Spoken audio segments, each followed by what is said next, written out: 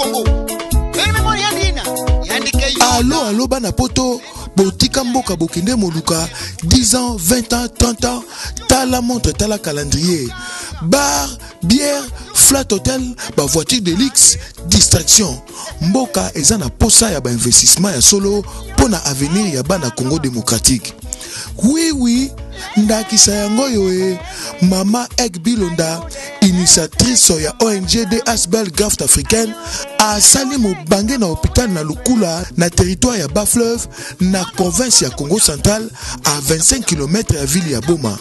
Hôpital Oyo eko sunga bana nyonso ya Bas-Fleuve, mingi bana ya Lukula, po bazwaka ba soin oyo ya bien na ba condition lokola kaka na ba grande ville. Bambate, hôpital Oyo ezali moderne pe bien équipé, biloko nyonso en direct ya Suisse.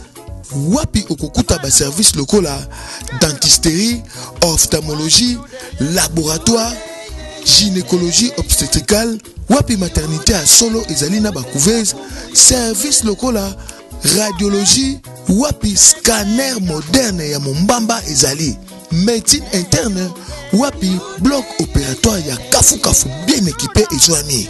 Côté corps médical kutu kolobate, ba minganga qualifié, ba spécialiste, ezala ba permanent, topé ba oyo secours. Nyonso oyo pona santé ya bana mboka Congo démocratique mingi ya bana Bas-Fleuve. Bongo pona ba malade oyo bazali mosika pe pona ba urgence, Mama Ek Bilonda atiela bango ambulance kaka po ekendaka kozwa bango. Pe lisusu asali ba centre mwa mosika totangi na Makanganzau à 45 km ya ville ya Boma, pe na Segediambu à 70 km ya ville ya Boma. Nyonso oyo na talo oyo elongo bani na poche ya population. Ah, bato lokola Mama Ek soki bakomi ata 10 na Congo démocratique, mboka il faut changer. Oui. Mbote na bandeko nyonso bapesa confiance na émission oyo ekopona ba valeur, émission oyo de l'observatif valeur à travers Dosta TV. Bana poto nyonso nazoka invité bino. Bo continuer ko s'abonner massivement. Bino ba binemi ya démocratie. Bino ba ozoluka malheur topé ruine ya République démocratique du Congo. Mais Nzamba Bakoko azali. Nzamba Bakoko azoko sala. Nazosa bino surprise, il y a de cela bientôt une année, le 17 mai 1997. Le 17 mai 2007 plutôt, et ça année Oyo, date plutôt Oyo, bakabiliste, topé bandeko ya AFDEL, na ba Rwandais, bako célébrer entrée à AFDEL na République démocratique du Congo. Bako taka un certain 17 mai 1997. Mais ce total bilan, ils allaient kaka passe médiocre na médiocre. Total bilan, il y a entrée à AFDEL 21 ans en RDC, tout le monde a pas massacré, tout le monde a injustice, impunité, tribalisme.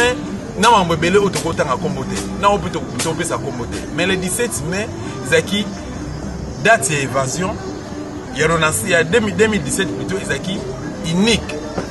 Puis Zaki autre. Échange qui, format nango, et comme date d'évasion, il y a un ancien Zaki incarcéré dans la prison centrale à Makala, après l'événement où il y a opinion nationale et internationale à Yébi. Mais mon ancien est sorti de son silence. Qui a raison et qui a tort. Yo olobaki ne mon ancien makufa. Yo olobaki ne mon ancien a comporté na Joseph Kabila. Yo olobaki ba makesa bakufa. Ngayo Dosta, naza le seul et l'unique journaliste on a sali atterrissage na mabela bakoko.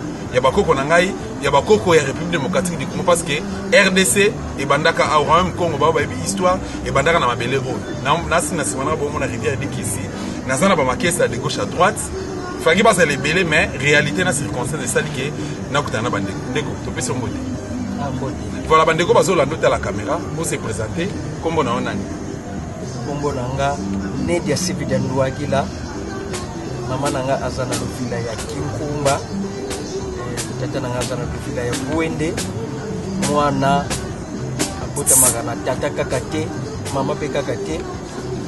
Mais mwana aza isanga ya papa na mama ya mwana soto zwaka clan ya mama na ya papa tango to sangisi pesi lokola iloko moko ngana za mwenkumba Buende bakesa yenge keno yenge diaka yenge mukatira mase yenge.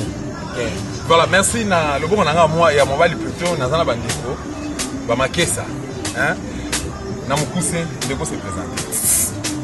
Merci, na se présenter comme on a ne matianga de Kikela, maman langai azana kwa ya Kimbenza, papa langa pe azana kwa ya Kimbenza, bise balobi ete na Biti Congo, mwana imbutu ya seyengudi. Il s'avoue donc papa na maman renaissance la bongo ezande bana. Yangonde ngai comme on a ngai ne matianga de Kikela, fuma mbenza ne Congo. Oui. Yenge. Voilà, Ndeko, on s'est présenté. Bon, mon nom Kumbo, mais il n'est pas ma fakala. Maman Nangai, Moudia me po, Bedu Kikongo, Moudia me wona Mouvila, Nanga Tubakaka. C'est dia mo una Mouvila, Lusamba Mpaka Savo, Mbundidi Zazole, Ziveni Mwenamba Zanga, Zanga, donc, Mouvila l'homme et lolo, il n'est pas ma fakala. Ce qui dit quoi, Mouvana. Merci.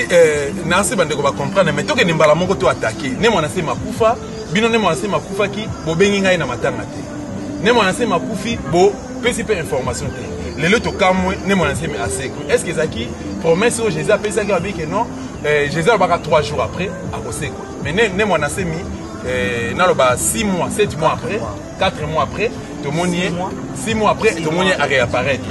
Qu'est-ce qui s'est passé concrètement? La réponse est pour permettre Bisso de sa matière. Bon, nakoloba poto loba na lingala batu ba comprendre ata wapi ba yoka biso. O matsape mu. Biso to zalaki sike ni mwana sema kufande. Ba o tu basalaki publicité to so yebisa bino siko. Ni mwana semi se manifeste partout biso yeyo to ça. Na réasi journaliste aza to zala na ya avant invasion. To ndiati be ba marche be to kufate to ça. Basomba biso te biso basomba biso te na combien? Tozane monasemi aza vivant. Onyo so lobaki ni monasema kufa yo mo kende luka tombo siko la kisa batu poto ndima yo. Mais yeba konke aza. Do yeba ngo yo yeba. Yo. Siko yebisa biso na Ndeko Mbuta yebisa biso. Raison ya lit ya ne monasemi ezalaka nini et puis lit na ezalaka nini. Matsa ngo bandeko ba yoka. Bon. Lit ye aza nanu. Po bato ebele ba comprendre te ba kansaka ke ye azaka pona ba Congo mais ba sacré kalate aza donc ba sacré comme roi et prêtre d'Afrique centrale nyonso mission na il faut réunifier Afrique centrale nyonso tous les onga nanu moko mission makasa aza na ngote RDCTK do mission eza munene o mona ngoni ta aventure bokolala bokolamuka oyo boya bokokima. Bon voilà, mon asemi bakanga qui est au fait, Namukuse Penza, Yebisa Biso, Bakanga qui est ndenge nini, Ami Livra qui est ndenge nini, et puis Basala qui est nini, Ye Oya Limwaka, Ye Oazana Bandika, Batubabi histoire Bandika, Batubabi histoire, ya Bakake, Batubabi histoire, ya Mambwe Bele, mais comment c'est possible, le général Kanyama, a réussi qu'il Bon, Moutou Azama Yela Landa, l'information n'y a surtout Baloba, il s'est livré.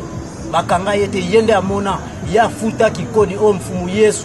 O batu tu balobela ka Jésus Christ asala même donc Jésus atango bino bozoyi bate ezande ye do Yesu ka mipesa po azala na population ebele na kata lupango bazo sanga kolia 3 semaines yanga mona kaka soki nga na mipesi ezaki mpato benga ka a mipesa po a libérer batu bazala na lupango naye bino mbo bomoni côté suki yangwana kana lobi bona pinaki ndi musika.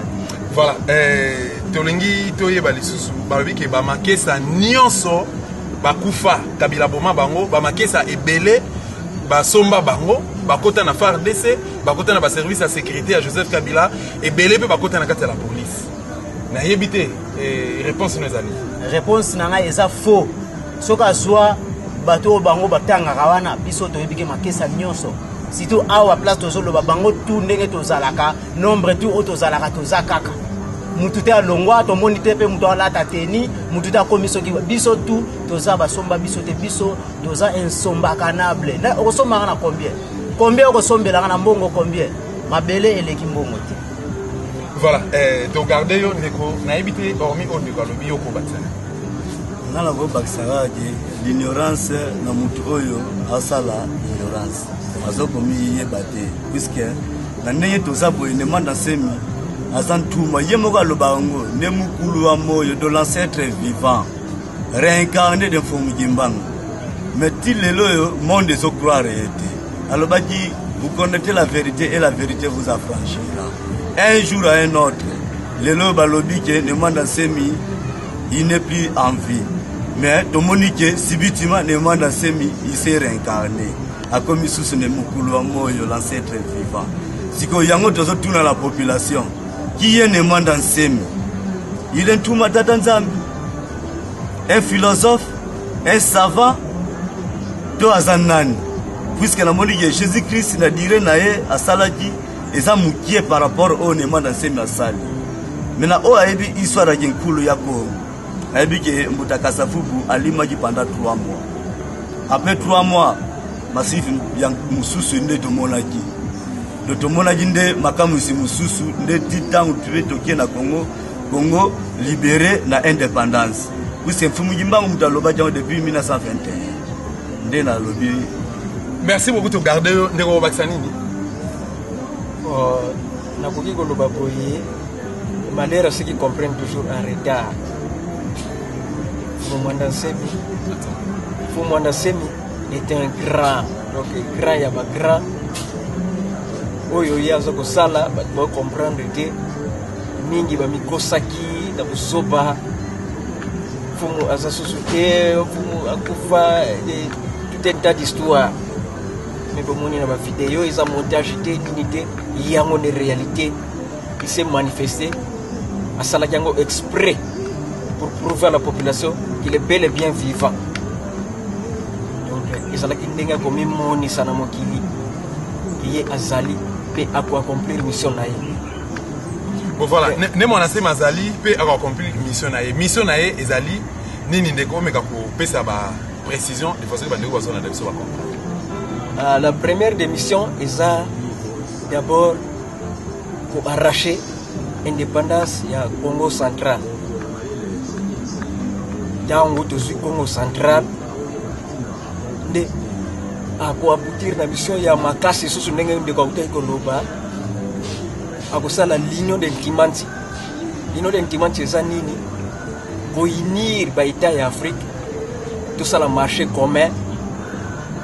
Et Afrique, et ça là, et le Gomoko. Pour cabanier ça la terre, tout ça les locaux moi ma casse pour que motomoindo paye azwa le kumazon a esikaye il faut azala.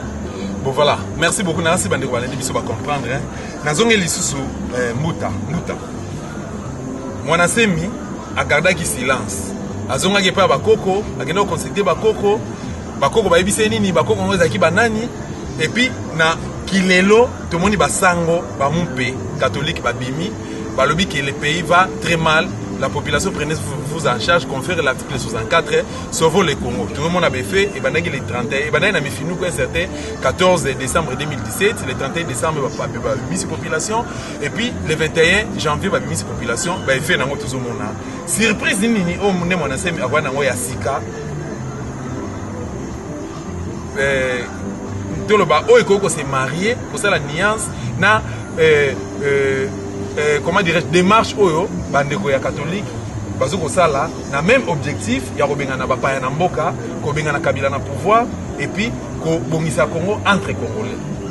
Bon to ko loba liboso na nupona mosengo cardinal mosengo biso to ko sala contre yete po mission oyo akomi ko sala po liboso babanda ko yeba ngoti sikolo ko to komi même milite liboso na to beti na maboko nanu pour esa mission au biso ennemi au biso to monaka bango pe bakomi ko mona mais ko sala bien pe pour biso esa prise to ko loba po ce que zo pesa position na ko mungunia ko akobongama déjà biso esa prise mo to loba nanu esa te mais pona cardinal même milite to za nango donc esa coup de chapeau à continuer nzela po biso pe to za déjà ordre déjà biso esa na ba dépliant déjà mutu soko atanga ka oza alandelaka makambo akoyeba déjà toza wapi mais tozoloba susu teke bato bayoka bayeba plan na biso tozoloba susu. Voilà, mais ne mona semi toki a sengaki na population ba soutenir basango il paraîtrait entre guillemets a sengi pe na ba makesa nyonso ya bundu dia mayala bundu dia Congo te mais bundu dia mayala ba se rallier na kata démarche wana ezali vrai to ezali faux. Bon message eza vrai pour toko bomba ngote pour biso nde toza biso toza ba politicien yo moko lobi bien bundu dia Congo te mais bundu dia mayala na bundu en tant que congolais ndenge bande kwana tu ba hotelema ba congolais biso pe to kotelema lokola ba congolais donc mission eza moko occupation ya ngote to baye occupation ani oh mais occupation batu ba mona ngote mekana ko loba occupation rwandais tozo mona ngote biso ya ngote to lembi ya ngote mosengo pe batelema nde bongo to mekana nu to kendaka nanu mopanzi te mais tozala na nzela biso nyonso tuto kolonga bon voilà na ebité ndeko ko batsani ko batsani na bakisa oyo ke pona ba rimere nyonso oyo bayoki eza ete mosengo azo jouer rôle ya un bon berger puisque depuis le temps na royaume du Congo na bataille d'Ambwila totila nevita kanga un ancien roi ya Mbanza Congo bakata mutu batumbaye na bakundaye mutu na ye bakunda na Saint-Dominique à Luanda tomona ete mutu asimba nzoto na ye po akata molimo ezalaki Abelu Fulado tomoni ke Monseigneur Mosengo Abelu Beladio tomoni ke Monseigneur Mosengo bravo na initiative ozwaki ya badeplia ya grand maître puisque ayebisaki oke ozala un bon berger okoki kozala te ke olanda pouvoir personnel puisque Hippolyte Kanambe dehors puisque tomoni ke Hippolyte Kanambe aye ko infliger plusieurs Rwandais na kati ya Congolais biso tout culture congolais to bungi initiative congolais to zala suna ngote donc yango ne mwana sema déclarer ki keten kaka muna kaka kabinda mene kuenda puisque ba raison ezali kat na kata constitution na biso balobi ete le président de la République ne doit plus faire le 3e mandat donc Hippolyte Kanambe na raison ana tomonike aza déjà écarté deuxièmement na raison na biso ya ba congolais tant que ba vrai patriote balobi ke c'est le président congolais qui doit à la place tout le monde qui est Hippolyte Kanambe il est rwandais donc à la dehors ou soit la vie ou la mort ou soit la vie ou soit départ né dans Rwanda le pays naé ya ancêtre yango to sengi ete ne manda seminenga lobela ki ke cohésion fusion wana ya parti politique bundu dia mayala église catholique ECC église du Christ au Congo na fusion ya Islam vraiment et quoi boutique na raison moko boye meilleur pour na initiative pe souvent le peuple congolais. Merci beaucoup ndeko batsani nanga mona na mpisa na olubaka boye les Congo au Congolais les Rwanda au Rwandais donc occupation rwandaise tolembi il peut solo par tous les moyens abriguer 3e mandat akokoka yango te on est aux alendeli wana e ata référendum par tous les moyens possibles. Monter le référendum populaire et tout un tas d'histoires. Mais il faut faire un miss. Car là, on a tout samaki. Mama Congo, Mama Congo, Mama Congo, Mama Congo, Chimbila Congo, moka ba makisa na Bruxelles, na pesi mbote, obenga yengo lobike non mais ozo la émission na ba politicien nyonso, na ba combattant nyonso mais comment zo bosana, comment zo bosana ba makisa, base vraiment ya bundu dia mayala ya nemo na semi, na bosani pete Koko Madera. Koko Madera yozali koko ya nemo na semi. Bandeko na bango ba makisa, bango ba fani na yebite ndeko tozoke na suka. Papa Kusunzala Panga ndeko o na kombo ya papa comment est-ce papa kola baputu Neo Honda papa Honda patata Honda na ba ndeko mususu oyo bazo ko bima na kombo l'église des noirs relation na bango na monde mona semizani bon na koloba biso muto baza na relation ya bien batala kaina maluba mais surtout la dineti ngana personnellement na taina nu nenzala mpanda aza penza na biso fusion ezati pourquoi bon aleka na kananwa aza mutu moko ya aza na ba parole moko boye ikendaka dehors poto yebaka ete ojisa aza politicien aza nani to comprendre ete po liboso bafinga ne mwana semi akoti politique lelo to comprendre ye moko so akomi kolobela makamba politique amoko senga kutu na nyongo oyo eza na Belgique na papier nini oyo za na ngona signature nini et puis na eleko mbuta yamuleti buzobako mina vutuka munge kibeni kwa kondolo mpeva bukongo mbuta nkusunge kwena nkongo vana kakantsuki ebongo papi matezolo mbuta yani twanzika deja mukimpeve katufo vilali ya misamu miandika di wafwa kwa betu tuzeka wafwa mukimpeve do na spiritualité to esi akufa nsuni kwani wetizieta twa sala defi kisantu kwako fonge yakala wena mbuta wena wiza tumwanisa tunamona.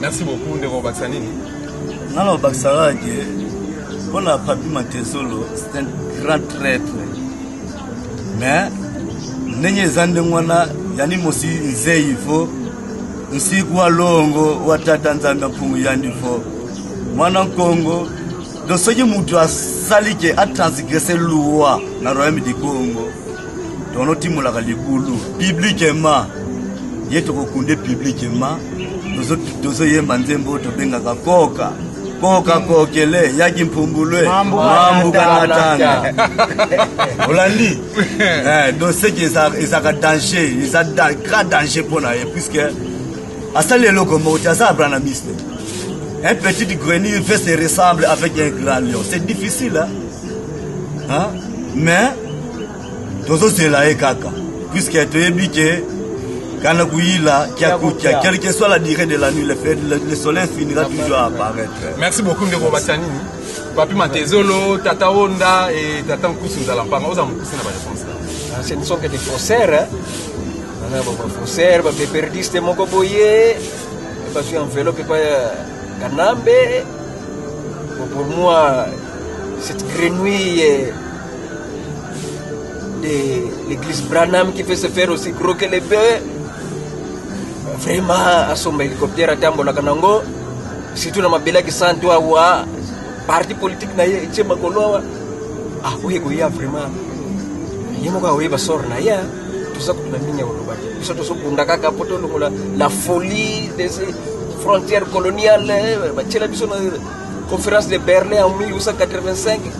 Il y a un peu de l'élite qui a ma casse, sinon je. Moi, non, formé na Katandabu.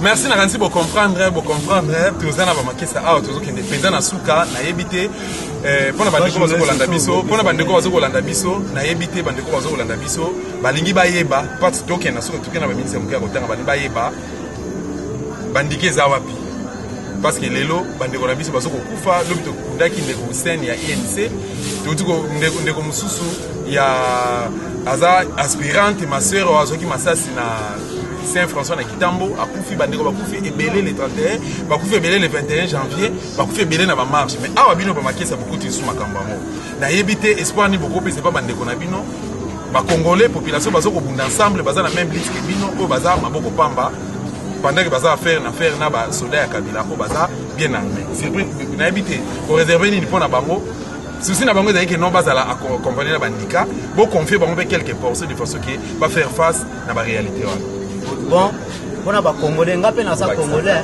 ndika biso to bomba ngo pona batu wana to bombela ngo to zozela tana ngo ezokokana biso to zape do eza kutu ya koloba te to kendeli gauche à droite to sana masolo do jour ngo soke koki biso ape to zo comprendre pona Congo central to zo ebate mosengo aso pesa ordre papi kutu kuna to zo kate ya pesa ordre be Congo central nyoso tout ezo ningana te mais balobaka mvita ntu kama bundu kodo to yebike batu bakolo marche ezalaki catholique bango nde fo babima po biso to accompagner bango mais bango moko babimi te moi biso to bima ezaki voilà mais bozo banga général tango forte parce que bosalaki bosaffronter qui n'est l'autre fois awa tchaki bino kawa bomba makesa awa na yebite zaki ndenge na mukuse penza to banga kate biso balobaka etumba nyonso tout ba perte ezanga kate mais ye moko ayebi to ko banga ni to sati ye kam da koyeba soka koya akosisa pe ki sandu te to za ebele oyebi biso te to ko banga ile tinani munduki biso to banga ngote bango moko bayebi to banga ngote. Merci beaucoup ndeko bakisani na ngamu nayo kona ngamu na ngana obakisaki nenzala mpando kuso na ngola aza mutu moko boye kutu en dehors ya message ya Bukongo puisque soko tunie esa yebi vraie histoire ya Bena Congo ayebite puisque alakisa biso secret oyo eza na centre sirius ya soleil 0 alakisa biso premier noir oyo ase révolta na kati ya Haïti 0 alakisa biso premier noir oyo atelema po asenga keki mpanza kya Congo matweki wana ayebi yango te doni kote na nzala mpando kusela ngola aza frère oyo azalaki na académie ya Bukongo comme université ya Bukongo le guide spirituel Sénéman Dansemi le chef potigo religieux yende muta initié biso lokola lelo ye alongwa na kati ya université matweki ya lelo ye ayebi yango te donc c'était charlatan donc na oyo ngala olobaki te mpona kobakisa mosusu oyo ya bwani na population boyeba ete toza prêt ya sauver le Congo puisque Monseigneur Mosengo lokola zo jouer rôle ya un bon berger pe Nkulu Tabinoani Néma Dansemi le guide spirituel ya Bena Congo alobaki bien que nous devons soutenir l'église catholique avec d'autres églises mais sauf biso fato salande ini biso nyonso guide azalaka moko puisque soki tokomi na deux guides tokotroubler balobi ke Néma Dansemi ne makandala nde mokulu wa moyo oyo aleki bango azali te c'est que yo kaka nde falo telema bo biso tu tozala na nsima bango nyonso bazala na nsima ya makesa na bunda Congo mpe parti BDM est tombé à l'avant le parti le plus puissant du monde entier mpe Afrique mobimba. Merci beaucoup ndeko clôturer le bana sokeza nini nakosukisa kaka boye mfumo nasemi akokontinue na vie wana ya kupata mabata make wana neti kaka te il finira par apparaître akobima mpe bimiseli na ye ezala somo vraiment akobima yango na asire bino. Merci beaucoup. Tozopesa bino liloba suka eze pa ya muta au conclure oyebisa bandeko rassurer bandeko Mwanasemi azali bel et bien en vie et puis oyebisa bandeko keno Mwanasemi na mboka oyo aza na Afrique aza na Amérique na Asie na Océanie na Europe azali wapi et puis o interpeller peuple congolais pona béchéance ezali koya o interpeller peuple congolais pona ba marche ba manifestation pacifique na bitumane sekoya contre bandeko bazo kolinga démocratie et s'imposer teto et s'implanter na kati kolo Congo démocratique. Ah ngana so asire bino ke Mwanasemi aza bel et bien en vie donc mutu nyonso wazo kanisa o azo se tromper akufa bomoni déjà mutu to ayoki déjà sango wana yango na lobi puis peuple congolais nyonso tout to lamuka to tika bobangi marche na mikanda constitution eyebani do bozala na kobanga moko te do foto tia loboko na makambo po esila kaka do zelate elobi na nkaka yebisi biso do zelate to loba kaka o to ko libérer Congo lobby te lelo nde to tika makambo na lobby bana na biso batata soki tozokoka te bana bakokoka biso nde foto telema foto sikisa makambo esila foto za kimia yango kana na lobby to garantir bango ke bandike ezali bandika eza basaki toyoka kuna kini bakata kata banzeta mbila me biso atala ebele bozomona ebale na ngambo kuna yango na tozana ngo oeza peke déjà to charger yango oeza kaka ndika te poso bakati banzeta mbila na kosalela libanga ndika kaka te ba ndika kaka te tuta eza ebele masango wangila eza tozo asiri bango ke biloko wana soif na biso kutu fale kaka ebima po ezo vanda to na banda ku donc il fallait ebima. Merci beaucoup Naranze c'est plus bino na pesi merci nazo ko rappeler bino que République démocratique du Congo ezali mboka ba Congolais ezali mboka ba Brazzaville te ezali mboka ba Ougandais te ezali mboka ba Tanzanie te ezali mboka ya ba Rwandais te ni non plus mboka ba ya ba mboka ba imposteur to ba médiocre Congo ezengeli na bato ya Bwania bato balingi mboka na moko ba faire développer mboka na bango en âme et conscience c'est entre Congolais là je souligne na pesi merci na ndeko asungi biso na sima caméra merci na Koko Madera na boseni yetu na pesi mbote na Chimbila Congo bandeko no bango ba makesa yo na mboka Belgique on pensera na bango toujours courage et toujours soutenir toujours discours ya ne Mwanasemi azali longi to pe azali initiateur ya masolo oro merci na ba Congolais nyonso to bino très prochainement bye bye.